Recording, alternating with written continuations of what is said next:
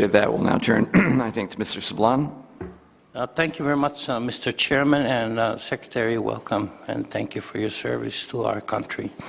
Many of the questions I have for Secretary Gio are local in nature. I'm interested in programs that the department funds in the Northern Marianas. But there are two concerns I have that is larger in scope. So let me just make that my focus right now, and I'll try to be brief. The relationship between the United States and the Republic of Palau is based on a compact of free association established during the administration of President Ronald Reagan. Today, with the expansion of China in the Pacific, Reagan's foresight in assuring that Palau would be an ally of the United States is more clear than ever. Palau and the Northern Mariana Islands, for that matter, and the island of Guam, are links in a chain of islands that form a strategic perimeter to the east of China. China certainly understands how important islands can be. Right now, China is actually creating islands where none existed before.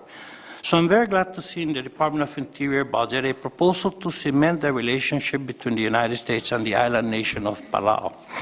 There is an agreement negotiated by the United States and Palau in 2010 to extend the Reagan-era compact for 15 years.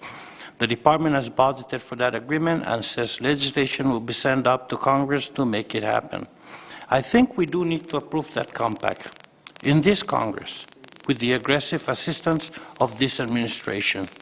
In fact, I have legislation already introduced and referred to this committee for that purpose. So, Mr. Chairman, with all due respect, I hope that we can find time to schedule a hearing on H.R. 4531, because we need to build on the strong defensive foundation in the Pacific created by President Reagan. China is not sitting back doing nothing, and neither should we. On the other concern I have is last Thursday, this committee held a hearing featuring a representative of the Treasury Department on the Obama administration's assessment of the Puerto Rico debt crisis.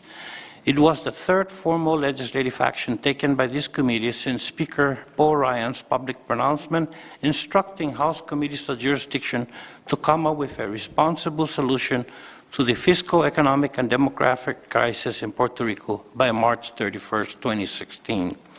On February 4th, Ranking Member Gregorio and Judiciary Committee Ranking Member John Connors wrote to Chairman Bishop and Judiciary Committee Chairman Bob Goodlight to request that we immediately begin bipartisan discussions on legislation to address Puerto Rico's fiscal crisis. While we still await your response, time is fast running out if we're to meet the Speaker's deadline, as well as avoid what Treasury is warning could be a humanitarian crisis on the island of Puerto Rico. Thank you, Mr. Chairman, and I yield back my time.